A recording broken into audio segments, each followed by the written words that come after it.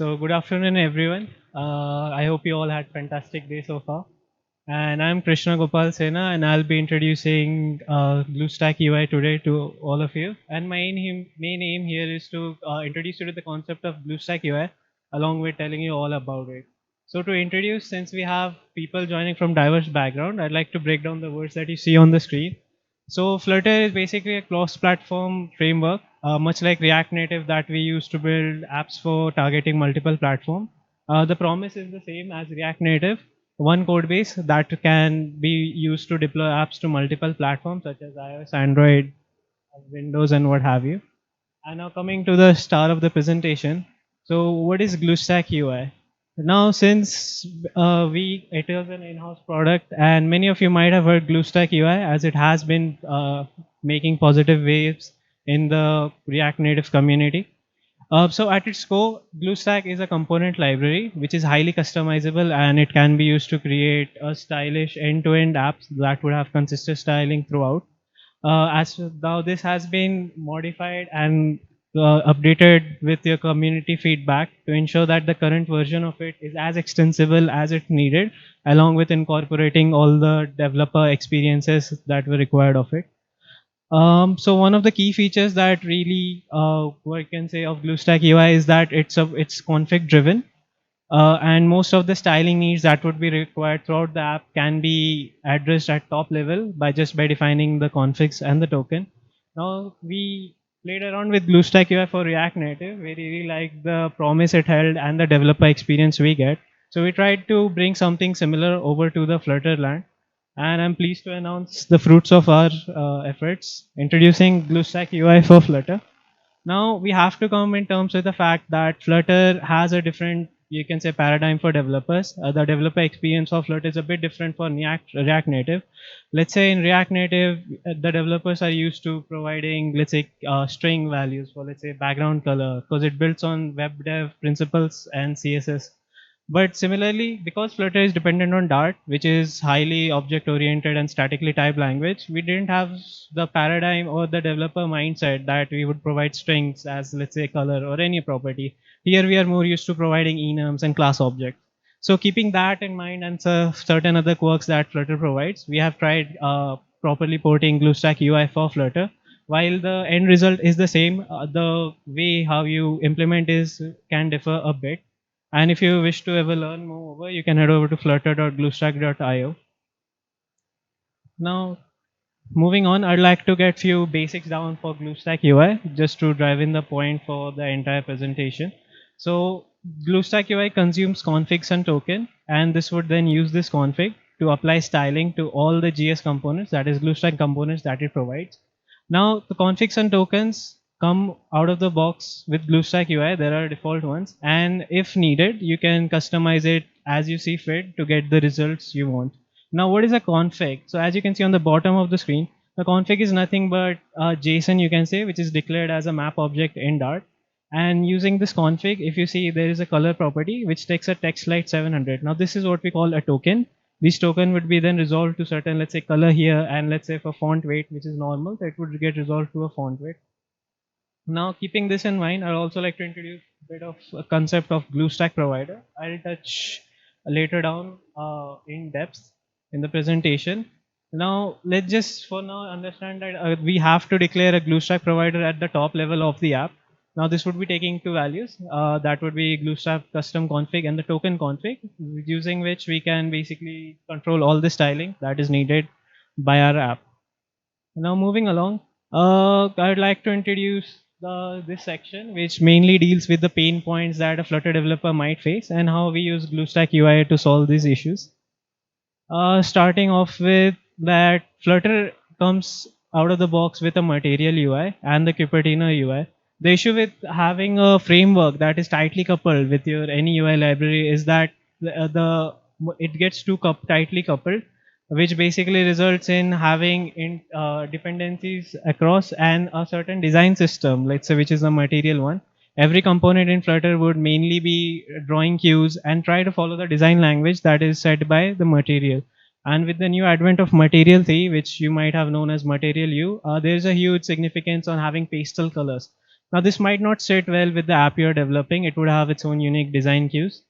And to show what I mean, here is an instance of an alert dialog box. So if in Flutter out of the box you try to define an alert dialog box, you would see something as on the right side, and if you use the Cupertino, something on the bottom right. Now you can't imagine yourself seeing something like this on apps like Amazon, which have a its own design language. So the way we have solved this with BlueStack-UI is we have drawn inspiration from a neutral web level design language which is highly extensible and it provides a very nice base starter template. Let's say in instance of material, here if you would try to evade the system, you would have to introduce a theme data either on the component level or the parent level and said that you do not want to use the material 3. Even though you do that, you would default back to material 2, which you would then have to extend. So this is a bit tedious. And because GlueStack UI, it doesn't depend on material, so there's no need to per se to evade the material or the Cupertino design system. Now moving along, everybody has knows that in the first phases of app development, you would have something to do with common components. You see the app design, you go through it, and you would notice few components like buttons, let's say a calendar picker or something that you can identify as used at multiple places. So it's better to create a common component out of that. Now, what do I mean by common component? So generally common components can be seen as wrappers around your base widgets, let's say a material button that you would apply your styling into and then open certain props that you would need, right? To drive the point in further, let's take this example of an app, let's say, which is abbreviated as NZ. Now we have an NZ filled button, let's say it has few border radius, a primary color of some color. So how would we approach this in your regular development flow would be you would create this on top of a material button. This is a simple wrapper and you will only expose the props that is of effectively required, right? Because to expose all the 31 plus properties that a material button has is simply too much effort and not even needed. Now, what happens when you want to extend a common component that has already been used at multiple places? Now, this poses few challenges. The first challenge is whenever you raise the PR, right, where you are trying to extend or open a new API or a prop for this common button, you have to ensure that it doesn't break the component or the screen wherever this is used at multiple places. We introduced the concept of, let's say, regression testing as well to ensure that nothing truly has broken down. Let's say at the phase where you were deciding common components, you decided, okay, a simple wrapper that would take a string label on pressed event and if it's enabled or not. But later down you realized, okay, I need a button that takes in the full width. So you might have introduced the concept of width, right? That would take width and expand to it. But oftentimes as a developer, you have seen that you tried to modify a common component that has worked for your current screen, but has broken down somewhere else.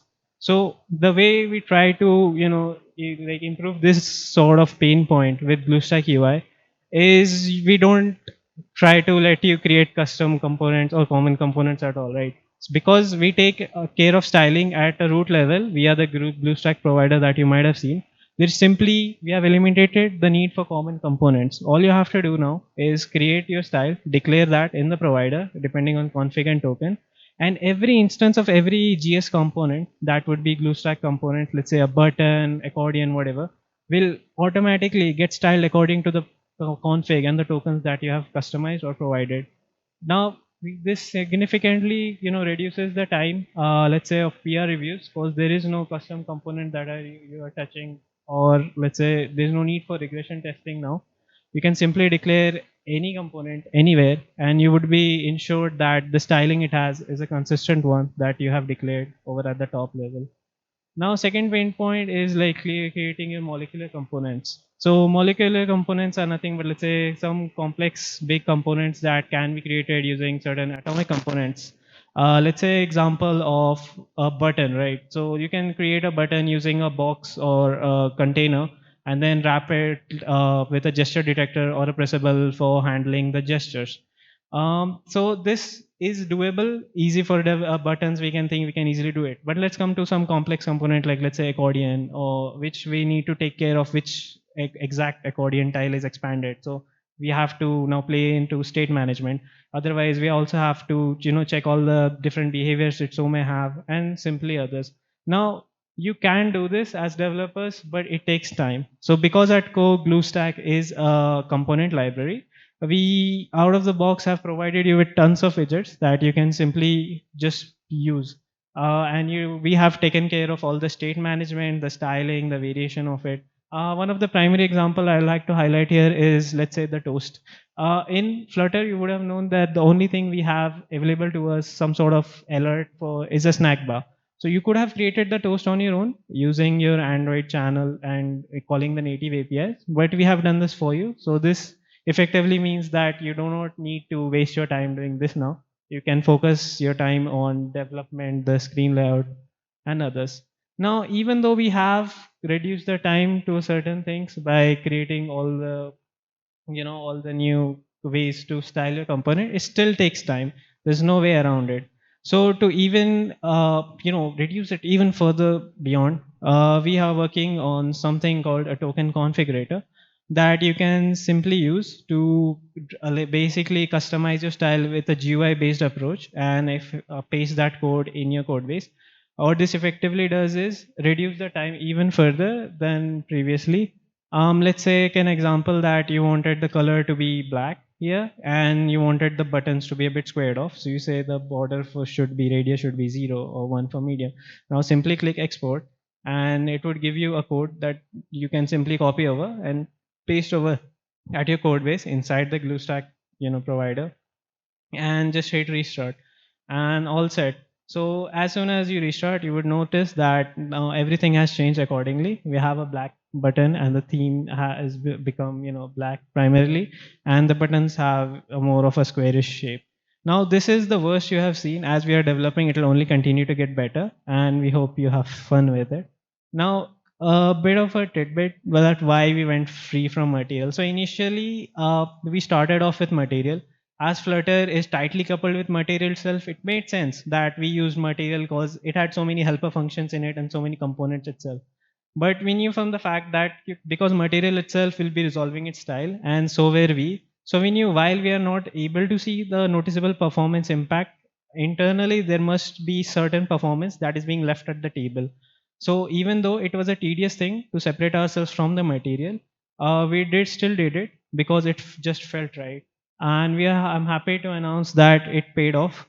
Here is the performance graph that when we were depending on material, uh, the action of switching to light to dark mode on an app that we had made, that is kitchen sink. It is a relatively heavy apps with lots of components needing to change the theme when you switch from light to dark. So it effectively took roughly 250 milliseconds to resolve all the style and to switch. Now, once we separated out the material part, you can see the time went drastically down to less than even half, closer to 97 milliseconds. Um, so we were pleased to get this result and to know that, yeah, even though it was tedious and we had to reinvent the wheels, so to speak, we were able to achieve a performance gain that just improves it. Now, you might have been interested to really get started and playing around with GlueStack. So to get started, how would you actually get to the installation? So simply head over to pubdev, which is our package, you can say repository for Flutter, and search gluestack-ui. It's pretty popular, would be in the first result. Otherwise, you can head to the URL specified here, pub.dev/packages/gluestack-ui, and simply copy over the import statement from here and paste it in your pubspec YAML at the project level under the dependencies section. Now it might be a too much work for you and you try to reduce it to one command. Sure, you can do that. Simply enter flutter pub at gluestack-ui in your terminal from your project directory. Now internally it does the same thing. It will go to pubdev, resolve the version and the name, and add it to your dependencies and run pubget. Now if you wanted to learn more about installation and others, feel free to head over to flutter.gluestack.io and getting started under the docs section. Now you have installed it of the GlueStack UI package. Now I'd like to walk you through a bit of the setup process that needs to be done in order to finally get to use it. So we need to simply wrap the root layout of our app that generally would be a material or Cupertino app, and wrap it with a GlueStack provider. Now once you have done that, you can simply replace the material app with GS app and get started with it. And now in case in your current project, that might be a situation that you would be depending on the material app to for some things like, let's say, for some other components, or it's a pre-existing project where you can't really remove material app. No issues. Simply wrap your material app with GS app instead and it will still work. Now you have done with the setup, you've done installation. Now let's finally get to use it. Now usage is pretty simple. Just declare wherever you need it in the UI, and all the components generally would have a prefix of GS that is exposed by gluestack. And the way how the package is built, you can simply hit the control plus spacebar on your keyboard after writing GS, and it will autofill all the things you have. So for example, I have taken here a simple button. Let's say that it has an outline variant with the action that is positive. And here's something often how it would look once you declare it in your UI.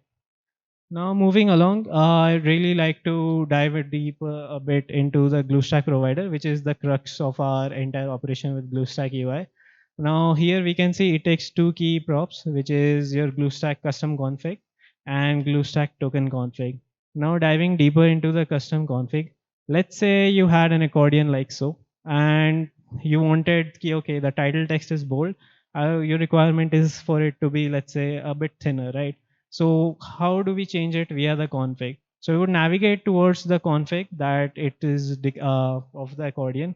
Now this essentially you can find the config over at our GitHub, or simply because the packages are stored in the cache. So you can also control plus click any line which will get you to the GlueStack package, and you can simply navigate over to the config folder.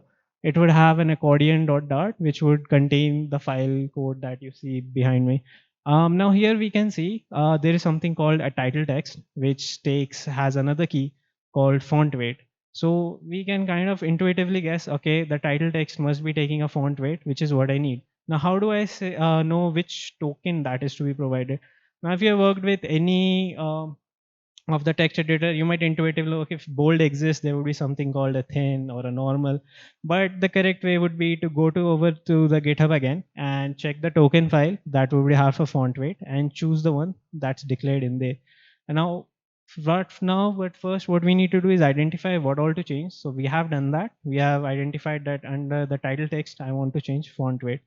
So moving along, what I would simply need to do now is head over to my provider and create a new custom config, which I would pass down to custom config prop. And I'll give it a map which just has only the keys that I needed to be modified. That is the font weight, which I wanted to be thin. Now I've declared that. And so once you declare that and hit rebuild, you will notice the accordion as you can see. And there are requirements have been met where my title has become a thin title from the previously bold one. Now I have straight up dumped the map value in the accordion prop. A better way would be to simply declare a variable in some other file and then refer to that here. Now moving along, you might have known that we can also customize token pretty extensively. And in the token config, as you can see, if you ever hit and control plus spacebar, you can see all of these tokens that are ready for you to be customized. And we have multiple tokens, and it gets a bit, it gets a bit hard for you or anything. You can simply refer to our docs at flutter.gluestack.io or simply at the GitHub. That would also contains lots of useful information in the README section. Moving along, there might be instances where you would still need inline styling. You have worked your way through, but there was just no way around it in the thing. So GlueStack UI provides a very powerful object called GS style. Now every component that GlueStack exposes will have a style prop, which would take a GS style object. And you can understand is a bit much how CSS works. Let's say in the GS box section, here I have padding, width, BG that controls the inline styling for these respective properties that of the GS box, right? And now moving along, what is the concept of triggers? So triggers are nothing but you can understand as checks that we have in place, and whenever a check or a condition is met, these styles will get selectively applied to that fellow component. Now let's see here. I'm taking an example in this demo of a like Flutter that is running on web. So the platform is web. Let's say I wanted the submit button to have a green background when it's running on web. So in this demo, you can see I declare an inline style. I say when it's a web platform, apply the background that is green 100. And once I run that, you can see my submit button has had a background of green. Uh, Moving along, nested inline styling. So this is a pretty powerful concept that we have over with GlueStack. Let's say your style props has multiple triggers, right? Now, on hover trigger is a state trigger. We also have on active that gets triggered when the button is clicked. MD refers to the screen breakpoint triggers that we have, ranges from SM till LG, that's from small to large, and dark is basically a dark theme trigger, and so on. So now, because each trigger itself takes a GS style object, you can have pretty powerful effects. As you will see on the code on the right, under the dark section, you have another GS style that does expose a BG, but it also says key when the dark mode is there and I'm hovering over the button, change the background to pink 50. Now, this opens the world to very powerful possibilities that simply wasn't possible in Flutter before. And I am like eager to see how it can be used, to get some customized styling that basically we have not seen over in Flutter before. Now we also provide utility functions. So let's say you wanted a bit more help from GlueStack side, so we give that. Let's say here we take just a reference for get responsive value, which basically returns you any value. In the left hand side, you would see it's basically telling that if my screen size is medium, return the mobile header. And if it's an Excel value, that would return a desktop header, right? And on the right side, you can say it's returning me a double value, which I would put for padding. And so it's not only that you have to use components, you can also use the utility function, and only the utility function if you so wish. Due to the build processes in Flutter, due to the tree shaking, if you only use the utility functions, you can be sure that only the minimal code gets passed on to your build app. So what that effectively means is for the components that you do not use, you do not need to worry about them affecting the build size of your apps. Only the code that you have used will be shipped over in your applications. Now we have a goal that we are working towards, and we have a pretty stable release already. What's missing? So what's missing is you that defines the community. Since we started off with the developer, like small headcount for developer, the current community hasn't been fostered to be in big. It generally includes us and our few close colleagues. So we would like to get your contributions and recommendations over on GitHub or on Twitter with GeekyAnts Lab. And now that I was enough of, let's say, a code thing, and now I'd like to show you something a bit more visual. Yeah. So here is our documentation side. Let's say this is our storybook link where you can see every components in action. Let's come here. So this is how the accordion component looks. You can change all the props. Right now it's only single expansion, right? Now we have multiple, and we can toggle is collapsible to collapsed. We can go unfilled. So you can basically play around with all the widgets here, get to know the feel, and like get yourself introduced to the concept of GlueStack. Here I could also move over to heading, and this is another widget, heading widget. You can control the style and so much, and you can also go over here for the iPhone and to know whichever screen you need. Now this is a bit visual. I'd also like to tell you like how performance was calculated. So this is a kitchen sink application which we have made entirely with GlueStack. Now this is pretty robust application to give you an idea of how a real world app might look like. And as usual, it's pretty responsive as well. So we are taking care of every edge cases that might come across us. The code is available over at GitHub if you wish to see. Now moving along. For the latest update, I'd refer you guys be in touch with the development branch we have over on GitHub, where we truly keep on pushing updates before then even our main branch.